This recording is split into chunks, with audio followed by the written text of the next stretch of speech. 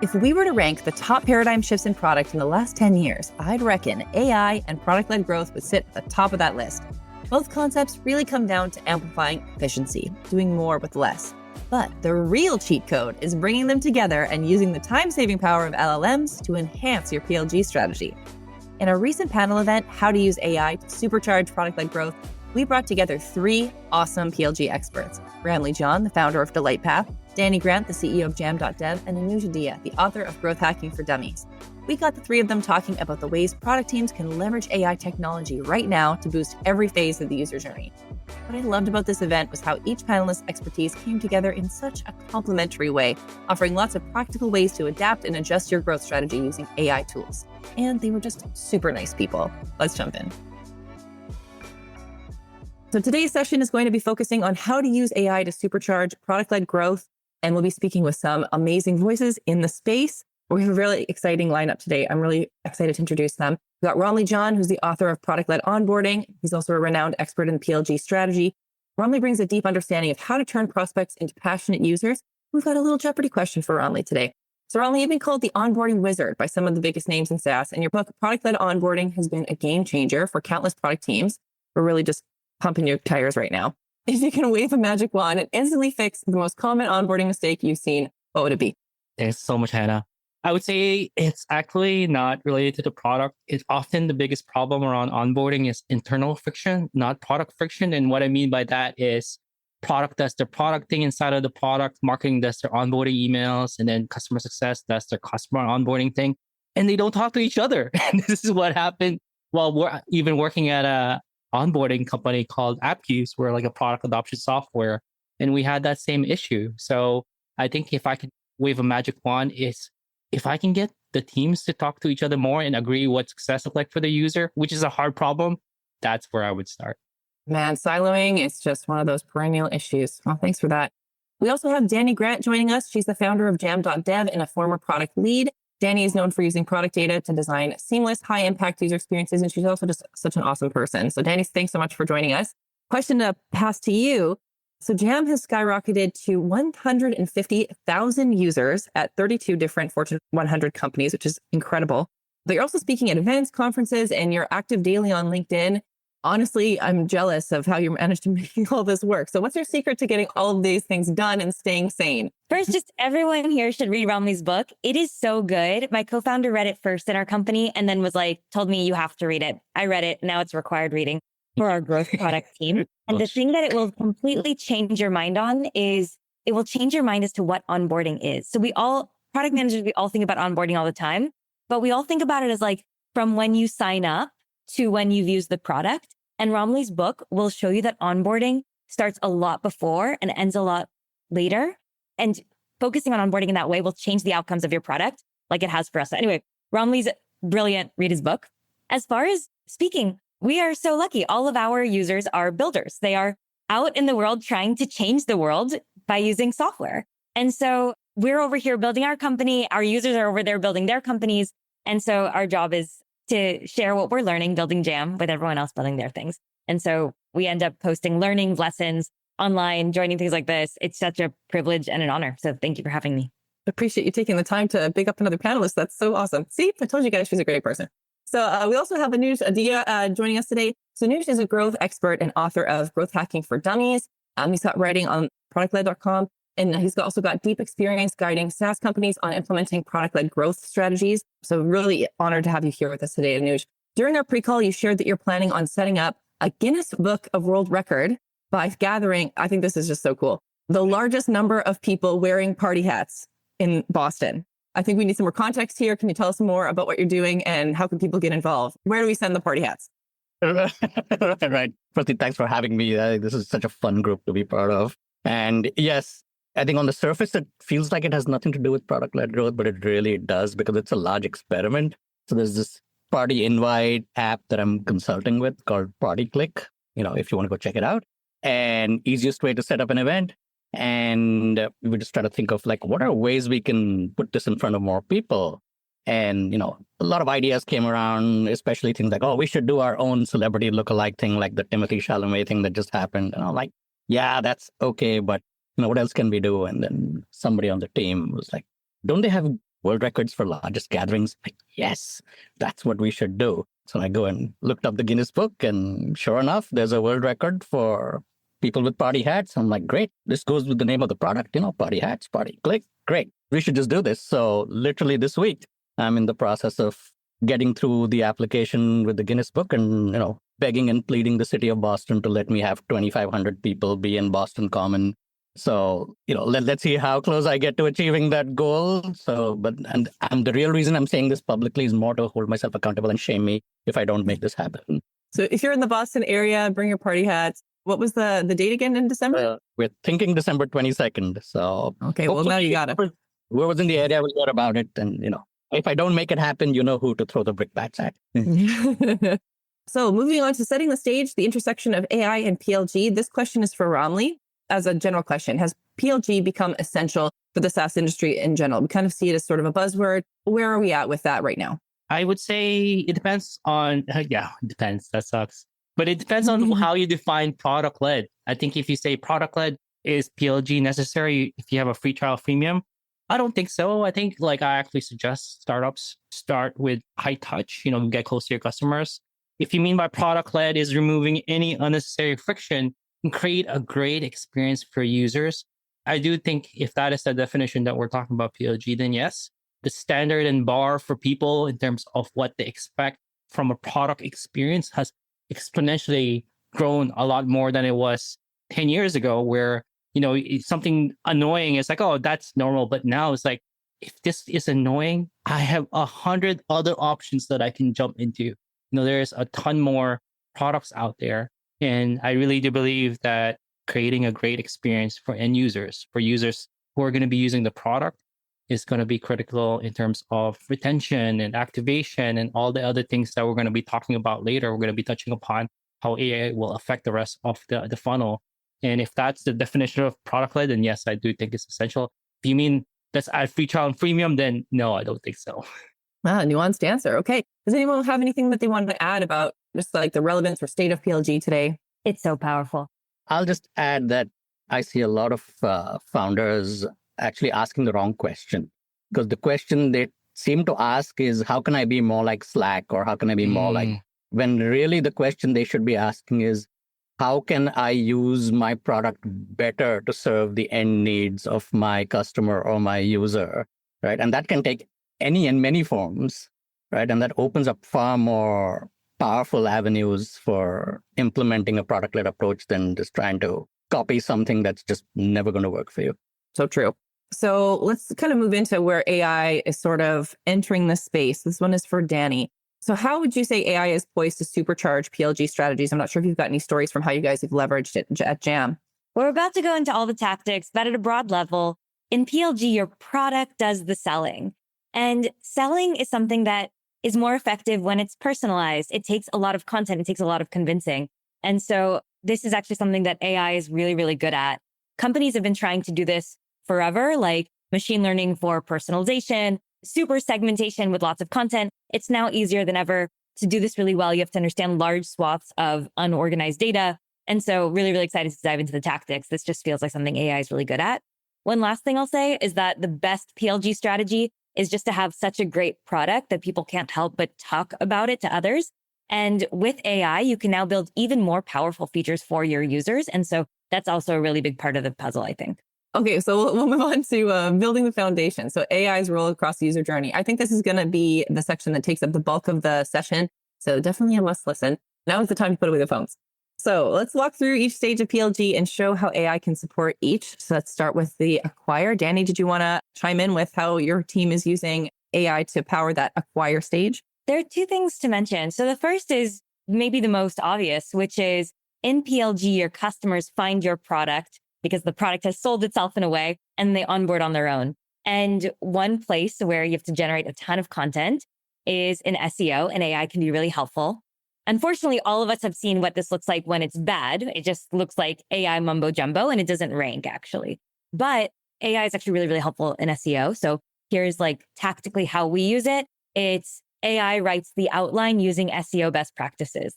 You literally take an article about SEO best practices, you give it to the LLM, you say, write me an outline that would follow all these best practices.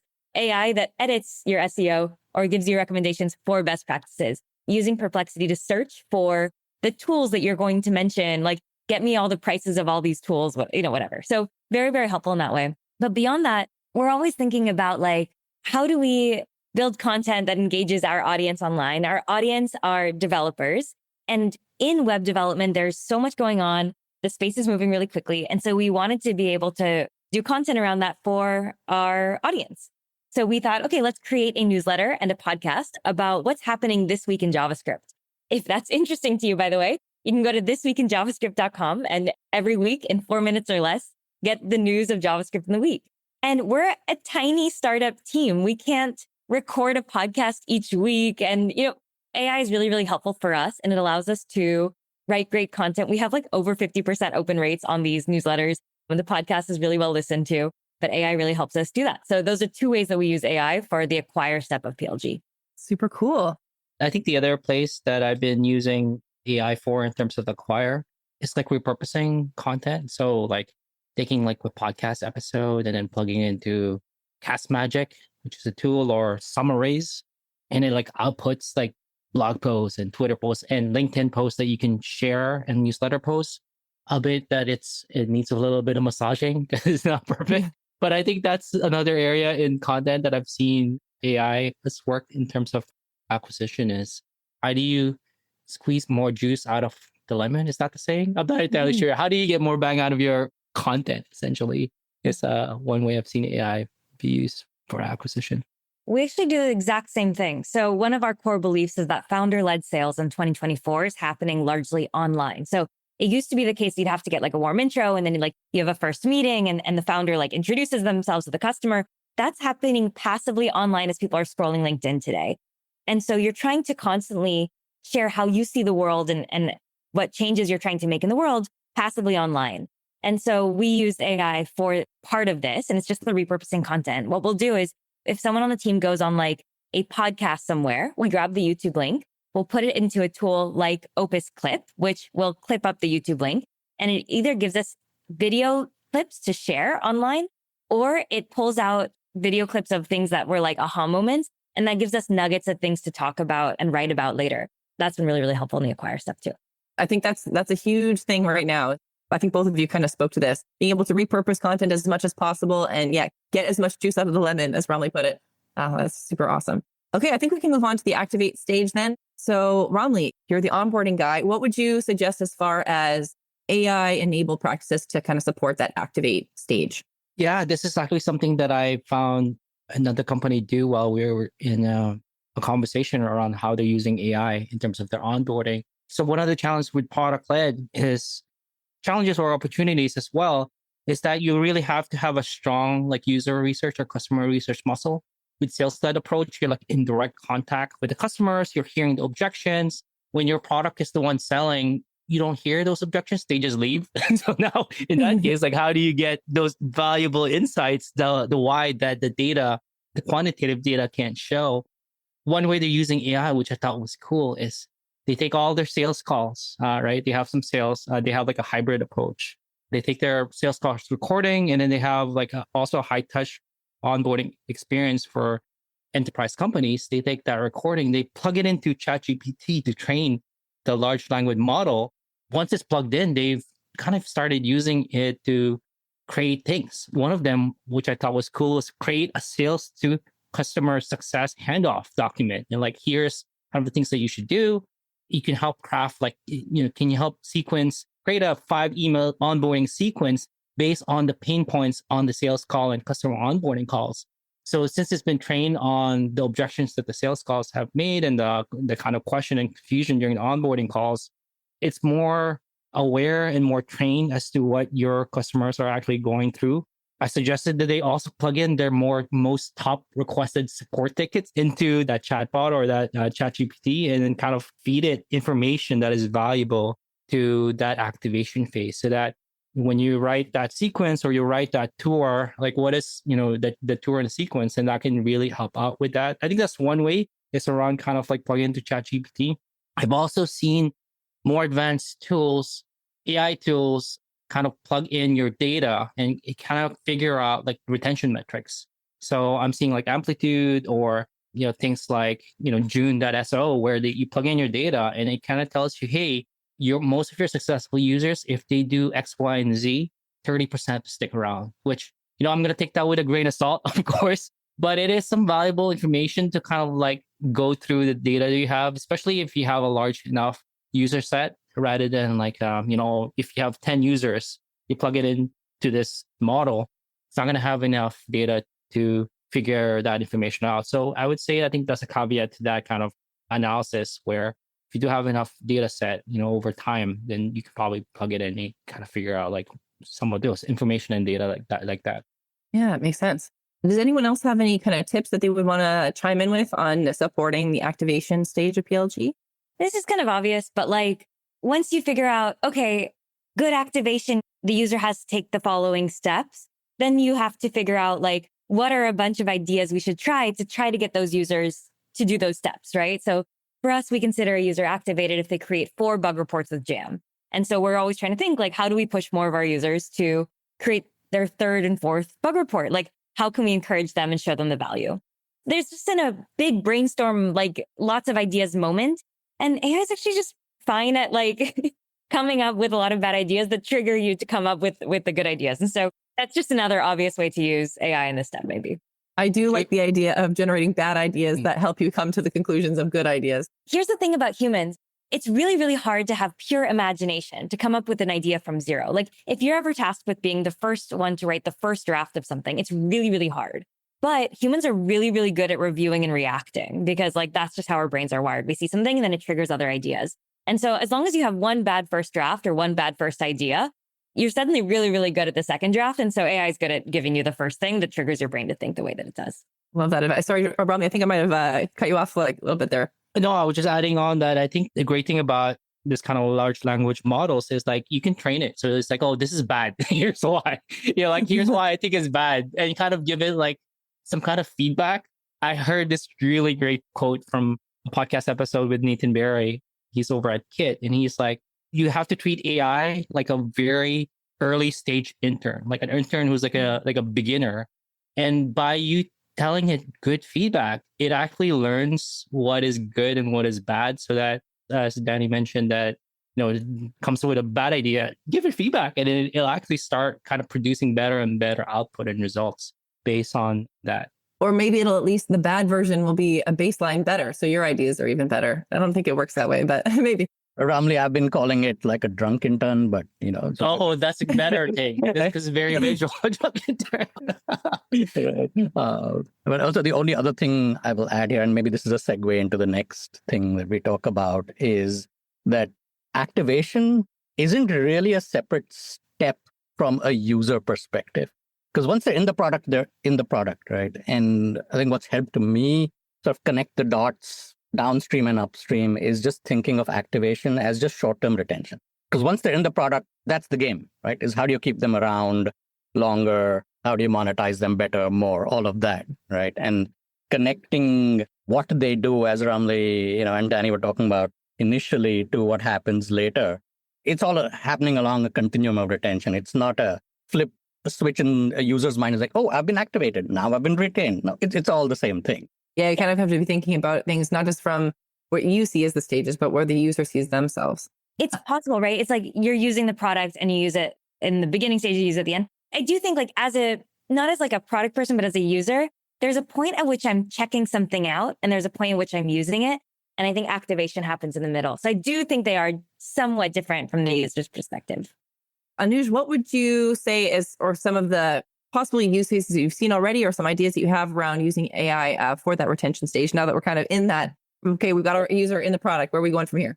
Yeah, and some of this, I'll say this up front, it'll sound like an expansion of what's already been said in many ways, because I think what's most fascinating to me about retention and PLG is how it's sort of completely transforming our ability to understand and act on user behavior patterns, right? And I'll share an example. So many teams that I work with, unlike I think everybody, even potentially the audience, just sitting on mountains of product usage data, right? Everybody's got amplitude and heap and mix panel and whatever, right? But for whatever reason, maybe this stage of company, not enough data analysts, whatever it may be, they're just struggling to extract enough of the right kind of actionable insights quickly enough, right? So I think what's changing the game is sort of combining these traditional analytics platforms like your mixed panels, amplitudes, heaps, with these sort of modern AI analysis capabilities, right? And you can just see, right? It's almost like people were operating in the dark and now the lights have been turned on. Because the thing that started to emerge to me, right? And I'm sure many of us have used these product analytics tools for eons. And I thought I was reasonably competent at them. But when I started plugging in some of this data, into whether it was private versions of ChatGPT or things like that, it started identifying these very sort of fascinating micro cohorts. I think that would be almost impossible to spot manually or based on your level of expertise with any of these tools, right? And so kind of going off of the examples that already be told, right? I think you might discover, right, that users who perform a specific sequence of actions in their first week become power users at 3 times the normal rate, right? Like I think there's one example from one customer where, they found that users who both export data and share it with teammates in their first few days are showing much stronger engagement patterns. Like this kind of thing is the kind of thing people are looking for, right? So I think what's really powerful here, I think, is that combination of analysis and automation, right? Because I think what some of these companies now are starting to set up better behavior triggered journeys, right? Because people have always wanted to do this, right? So that when the system detects a particular user following some sort of high value pattern, it can automatically sort of shift the content or the experience into getting them faster to that path, right? And so that, I think, in one case for me has gone even beyond what's happening in product, because high potential users in one case sort of got invited to a beta program, or they got invited to a customer advisory board based on their sort of actual usage patterns, right? And that's the thing people want to do, to Ramli's earlier point of getting closer to the customer, but they just haven't been able to do it fast enough. Also, I think for me, the real game changer is sort of using all of these tools to connect the quantitative to the qualitative, right? Because machine learning, yes, you can analyze patterns across support and community and product feedback, but connecting those insights with usage data, right? So like when you maybe combine that with something like Gong or your product analytics, right? You get I think, much sort of deeper 360-degree view of sort of not just what they're doing, but why they're doing it, right? And I think that's that of the insight, and the speed of that insight, I think, is invaluable, because you're relying less and less on assumptions and upping the percentage of what's actually happening because of user patterns and needs. Okay, so I'm curious about this. Do you or any other panelists have kind of anecdotes or stories of kind of like seeing some of this in action? Because I mean, it's a perennial issue of qualitating or combining the quant and qual data and being able to kind of tell that story more effectively. I'll also jump in with another example from my end, right? For a lot of teams, I think these exercises are disconnected. There'll be a team that will, run the product market fit survey. Then there'll be a completely separate database that will host all of the support tickets, the completely separate database of sales conversations, right? And sometimes it's not clear even whose job it is to put all of this together. And it's just that uncertainty and indecision, not because it's somebody's fault, it's just because nobody was told that this is their job, because they're like, oh, I'm a user researcher, I'm a salesperson, right? So I think it's power in sort of assigning it as your, let's call it your AI employee, to take that decision out of your hands and just collate all of this data for you and then present it to all the stakeholders involved, I think is a trend I'm starting to just see more of, where I guess, the opportunity cost of waiting or indecision is just so high, right? That this is sort of the most MVP way of, let's just connect a few data sources, or even if you can't automatically do it, let's just take some exports of these data. Let's just throw multiple spreadsheets into this thing and let it elucidate these patterns for us. Even if you do the most MVP way of starting to at least speed up your rate of insights and being able to act on it. Web designers, this one's for you. I've got 30 seconds to tell you about Wix Studio, the web platform for agencies and enterprises. So here are 4 things you can do in 30 seconds or less on Studio. Adapt your designs for every device with responsive AI. Reuse assets like templates, widgets, sections, and design libraries across sites and share them with your team. Add no-code animations and gradient backgrounds right in the editor. And export your designs from Figma to Wix Studio in just a click. Time's up, but the list keeps going. Step into Wix Studio and see for yourself. What I'm hearing here is kind of like using AI as a way to sort of break down some of the silos between all these departments. So are you suggesting sort of like generating a cross-departmental, state of the union report kind of thing to kind of help people, like give everybody in different departments like a bird's eye view of what's going on across areas? No, absolutely. Right. And so I think it's not controversial to say that growth in general is, it's a multiplayer sport, right? It's cross-functional by definition. And certainly true in the product-led world because, you're trying to bring all of these pieces of content and education and community and product and sales, and all of these teams have to work together.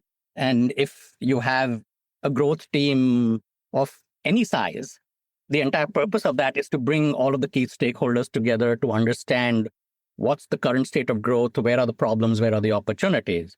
And it's always a challenge for everybody to understand not necessarily what is the role I play, but what is the best, most impactful thing I could be doing right now? And communicating that, because I think being a person that leads growth is as much about, to your point, storytelling and communicating insights rather than here's what the data says, for people to understand why should they care about this thing. Don't rely on your own abilities, right? Like get help from an AI tool to help you understand how do I communicate this data point better to sales versus DevRel versus product, whatever that may be.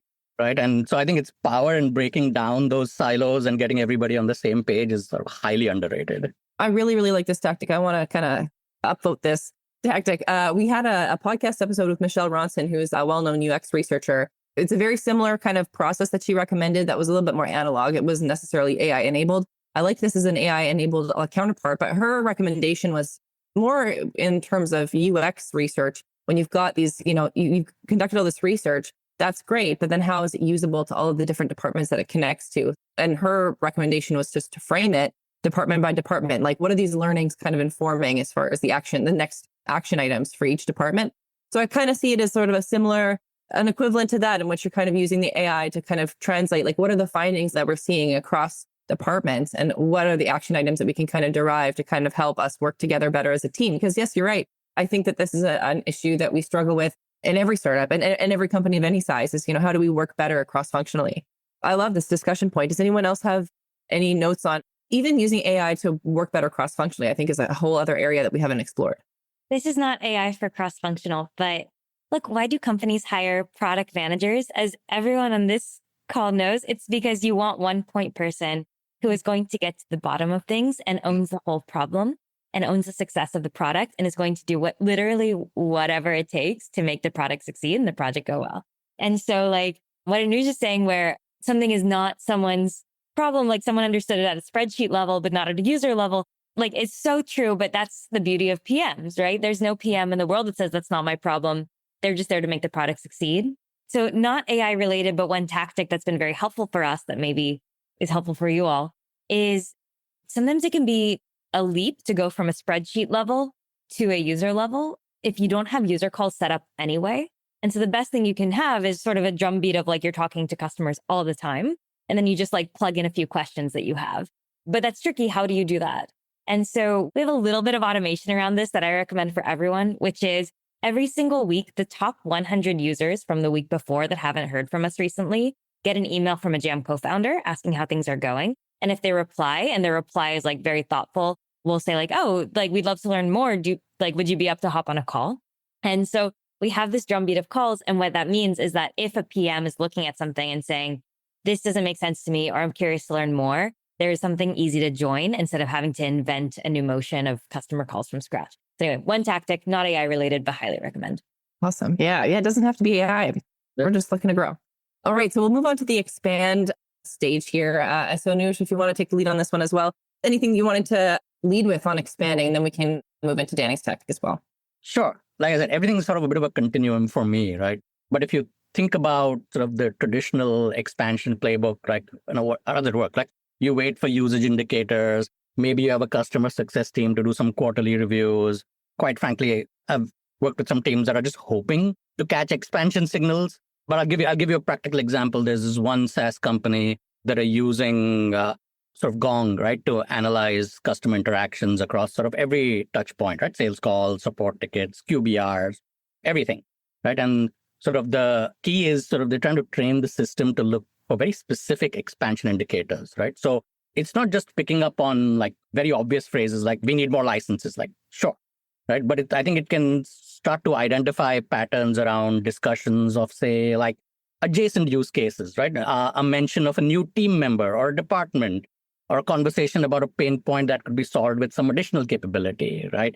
So I think when you start to combine that sort of conversational data with product usage analytics, that's when it's allowing this team to create, let's just call it expansion intent scores, right? Based on sort of multiple signals, right? So then when they start to hit certain usage thresholds, right? Like in this one case, like they were approaching like an API limit, or they were attempting to access some premium features, right? And this sort of thing correlates with very specific sort of conversation patterns that they've also analyzed, right? And that sort of started to create a really clear signal for expansion opportunities. All of this to say, it's not just to identify expansion opportunities, but to, I think, make the process also feel more natural and sort of value aligned for the customer. Fair enough, yeah. Dani has a process that she was going to walk us through as far as using call transcripts to generate first draft of follow-up emails, which I kind of alluded to earlier. Did you want to walk us through that process, Dani? I mean, pretty self-explanatory. I'll say that as product people, we really at least I really believe that product should do all of the heavy lifting, but really to change people's behavior, you also want a face that you can trust. And so a lot of the expand step is very human-led versus product-led.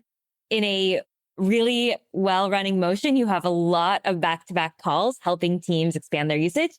And you want to follow up from those calls with something thoughtful. And again, it's hard to start from no draft. It's a lot easier to start from a first draft, taking a call transcript, giving it to Claude and say like, what were the 3 main points this person communicated to me? And then using that to draft, like, here's what we heard, is just a lot easier than blank slate, especially if you have 8 back-to-back calls, then you're doing this at the end of the day. You don't fully remember, or like brain is a little fried.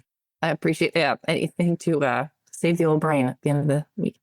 Okay, we'll move on to section 3 here, which is from vision to execution. So this is all about building AI-enhanced PLG strategy. I'm actually going to throw it to Ramli because we haven't seen him for a couple of minutes here. I would love if you can kind of take us through some of the common pitfalls and misconceptions around PLG, around using AI to support it. Kind of what are some great pitfalls or detrimental pitfalls that you've seen in your work? I would say in terms of AI itself, the output is only as good as the input. So like if you feed it nothing or garbage information, then you're going to get garbage for output as well. And I think just based on the conversation we're hearing, what Dani's saying, like, don't start with a blank page.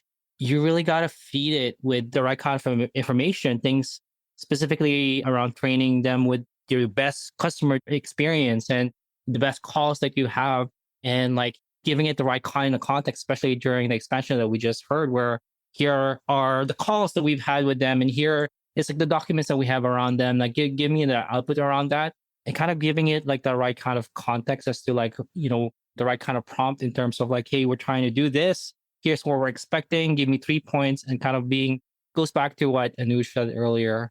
He called it treated like a drunk intern. I would say treated like an intern who's just starting the job. So like a little bit more verbose or a little bit more upfront at the beginning and saying, hey, here's what I'm looking for. Here's the output I'm expecting. And here is the context that is in that in terms of the information. I think that goes a long way rather than being vague about it. I've also seen prompts where pretend that you're director of customer success or director of product for this company.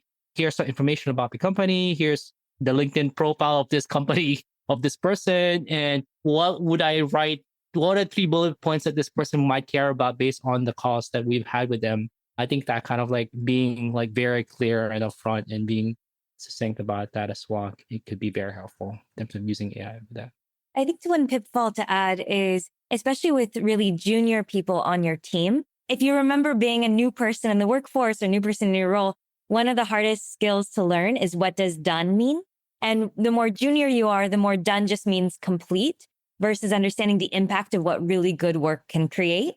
And so I think one of the pitfalls with using AI in any of these processes is that for a junior person, done can just mean complete. And so, oh, the AI ran some analysis, but a more senior person would be like, And that has surfaced some new questions for us to dive into that are the next logical things to look at. Or this actually doesn't quite make sense to me. This must be a hallucination. Or this draft of an email reads like mumbo jumbo. And like, obviously we shouldn't send it. And so I think that's a big pitfall. And I think the way to avoid that is to actually just have a lot of conversations about what does done mean in this team? What does done mean in this company using AI or not? Great career building advice in general is just to be constantly asking that question. What does done mean? Having that conversation constantly. Sorry, can I just add a couple of things? One to what Dani said and one to what Ramli said. So the point Ramli was making about garbage in, garbage out. So a pro tip for myself now that I have begun to implement is I've started to realize most people don't even know how to Google properly. And that's almost my way of getting an early indicator of whether if I'm going to hand off a task to somebody, will they even be able to prompt properly? Because prompting is so far away from, like, it can get to his point, like super verbal. But so I literally have people run what I think are, basic Google searches, right? And just see how they respond to that. And like that almost gives me a signal of, okay, maybe this is a person that needs a little bit more training, before I let them loose on this sort of a system versus, okay, this person inherently gets how to query a system and let them into the system first. The other thing about what Dani was talking about, right, where things might seem complete, right, or done. I think this is why I have found great value in one of the first exercises I do is have everybody on a team understand what is the product North Star metric, right? Because this is critical for everybody to understand that this is how we deliver value to our users and customers. And everything we do is in the service of growing value. And that applies as much to if you're going to prompt a system, that is the perspective the system needs, not the perspective of the specific task or the specific analysis. This is in the service of that greater thing of growing value to our users. I think the common theme that's running through all of this is I think there's a little bit of more context setting and background that whoever's going to interact with these systems should have, in terms of that sort of greater user perspective before they start interacting with these systems and extract whatever they think is an insight. Yeah, definitely a few common themes emerging here. That is, as well as challenges with regards to working together as different teams. We're just going to go through a little pre-close here. Normally, we'd take this time to just tell you about our next session. For those who are kind of engaged with us month over month with sessions, just so you know, we are not going to be doing a panel in December. We're taking a bit of a break for the holidays. So if you see, there's no session, where are they? We are going to be back in January with basically more of a career-focused session. So it'll be about transitioning into a career in product management. That'll be the focus of the panel. So registration for that will be starting in December. So we'll send out a link to our subscribers when that is available, when the registration is open. But it should be a really great session. Those who are here probably won't be relevant as much since you're all product managers already. But if you do know anyone who's interested in the career, who's been asking you a lot of questions and is kind of curious about making that jump, please let them know. We'd love if you could help us spread the word. And we'll get right into questions, Q&A. Our most voted question is from DM. It is, AI can exhibit bias in interpreting nuanced data, leading to misleading conclusions. In the context of PLG, how can we strategically leverage AI to enhance user experiences and drive growth while mitigating these risks? Anyone want to take the lead on that one? The thing about AI is it doesn't solve human problems and you really just have to use your judgment. So it's a great tool, but you need a skeptic's mind. In the pitfalls of like junior person thinking something is done, just having an answer doesn't actually solve your problem. I just, when you're using AI, especially, you have to be even more really cognizant, really there, really present with your work, really thinking. I totally agree. I think this goes into the whole ethics of AI. Like there needs to be human intervention. I really do believe that where that bias is, there needs to be a human to catch those kind of biases, especially, I think it's just an input to your decision-making process. And you could have multiple inputs. You can have qualitative data, quantitative data. You have AI suggestion. You can ask your CEO. You can ask somebody from customer success. But these are all input to eventually, it needs to be a human to make the decision, right? It needs to be somebody's like, yes, that's what we're doing. That's where we're going. Because based on all of this information, including an input from AI, and I would be very cautious if we let AI make the decision for us and kind of go from there. And because obviously there's some biases there that it might not catch it on its own. So what I would say is, I think it's really important to not forget how things were done in the past, right? So, let's just call them like, ground truth baselines, right? Where, how did we do things before AI, right? Just so that we can have a clear comparison point, right? Because if we don't know how we did it, like, how will you even know whether that system is hallucinating or even have the opportunity to ask that question as to, should I poke at this a little bit more or not? And I think what's associated with that, right? I think that's why it's sort of important to have sort of this triangulation approach. So I don't know, let's pick a situation where, let's say an AI system is going to flag like some users at risk or something, right?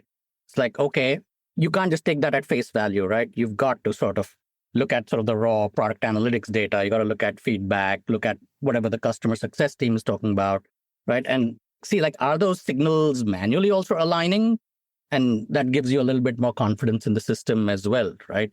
I think a recent example I came across, I haven't personally used it, so disclaimer. I saw Heap Analytics has this sort of great feature, right, where, they call it like, they've explicitly designed for diversity in their training data. And sort of in PLG, what that means is they've ensured that their AI models learn from users across different company sizes, industries, use cases, things like that, right? So what that does is sort of, it helps you catch sort of when your AI system might be over-indexing on a behavior pattern from like a larger or a more active customer base, right? While missing any signals from smaller ones, right? So I think there are some tools that are catching on to this and trying to account for it as well, right? But I think, like I say, just don't forget the way you've done it, and you can always manually verify. Good tips. So the next best upvoted question is, would you recommend using AI in place of traditional support or customer success teams? I feel like we've kind of already answered this one passively, but we can maybe give some more context here. So those roles are typically seen as responsible for cohort retention, yet are two areas where we are seeing explosive growth rate in agentic AI tools. This is true. This is interesting. Okay, who wants to get into this one? I think that the most important thing in 2024 is your user's experience, because there's more competition than ever, and it's easier than ever to switch tools. So because most companies have some sort of PLG strategy, if someone gets frustrated with your product, it's not that much later in the day that they sign up for a free trial of another product. And so user experience in 2024 is the most important thing. And so I think that that's the way to make that decision for your users. If the user experience that you want to enable is, we've got a lot of documentation, we want to make it really, really easy to search, and natural language is a more simple way to search our docs, then having some sort of agentic customer support is actually great, right? Because it's just a nice UI for your docs. If the user experience that you want to provide is that we're here for you 24/7, there's a person on the other side who cares about your problem and is right there with you for every step of the product journey, then that's probably not the experience to provide. It's possible that for some of your users, like for your developer audience, you want one, they actually don't want to get on a call, but they want just quick query language for information. And for your enterprise customers, you want something else. So anyway, I think that the way to think about this is not through a tools lens, but rather through what's the user experience. I totally agree. I think people are craving, I think with more and more rise of AI, I think people crave human connection. There's this quote, because I'm working on a new book, but it's from Josh Kaufman. He wrote the book, The Personal MBA. He said, there's a paradox of automation. The more that the automation is efficient, the more crucial the human experience is. And I think that's so true, because I think in talking about customer success and customer support and user experience, like what Dani was talking about, I think people would be delighted when there's an actual human chatting with them. There's like face-to-face, like right now. And whenever I go to in-person events, they just like, oh, you're real. You're not like a chatbot that's like spitting out things. You're actually somebody who cares for me, who I feel valued as a customer. And I think that's going to go in a longer way, especially as, companies automate more and more things through AI to support, marketing websites and things like that. And even emails. I heard KFC is introducing AI emails to get you to buy more fried chicken, which is crazy. But I think it's really going to be more important to have humans involved, especially in B2B products, I think, where, customer and face-to-face does matter in that value. I think at the same time, the bar for what quality AI experience is getting higher. So imagine like your own experiences using products out in the world. If someone introduces an AI feature or an AI chat support and it is a low quality experience, you actually hate them even more than if it was just like a normal feature or a normal chat support. There's something about like, oh my God, they're just on this buzz train. It's just hype. It's just marketing. It's whatever. That just like feels bad in your gut. And so I think that if you are going to introduce such a core functionality of your product, like customer support using AI, and that the customer knows that it's AI, it better be like really darn good. The bar is actually even higher to ship that than it would be otherwise. Our last question for the day: how do you balance personalization through AI with user privacy concerns? Follow your privacy policy. Like if you're thinking this is wrong, don't do it. Like just don't do it. like, for example, if in your privacy policy, it says we're allowed to look at top level usage metrics in order to improve our product, then an AI can help you in that. If in your privacy policy, it doesn't say we're allowed to look at all user data to all like just, whatever, like user trust above all else. I don't think that there's much else to say about that.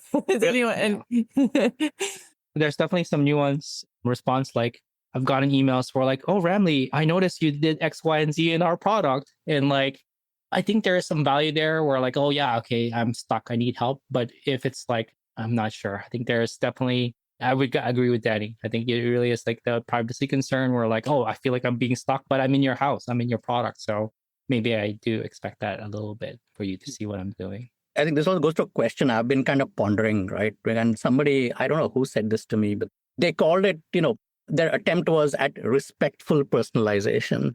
And so I think that the key for them was to be really transparent about the value exchange, right? And I don't think people are not going to expect that we use AI to personalize experiences moving forward. But I think it'd be useful to just follow, the simple rules like, okay, if we're going to collect a particular data point, we internally really should have a really clear demonstrable benefit to the user. That as your guiding light first. These are all very insightful. And unfortunately, we're so out of time. We always do this. We always leave ourselves not quite enough time to get through all the questions. Thank you, everybody, for such an engaged session. Thank you for participating in the chat and for all of your questions and for joining us today. Really great of you guys to make time. I hope that this session was helpful for everybody who attended. And I want to give a warm thank you to our panelists, Ramli, Anuj, Dani. You guys have been amazing. Always a pleasure to have you around with us. And thank you, everybody. Have a great day. Thanks for listening in. For more great insights, how-to guides, and tool reviews, subscribe to our newsletter at theproductmanager.com/subscribe. You can hear more conversations like this by subscribing to The Product Manager wherever you get your podcasts.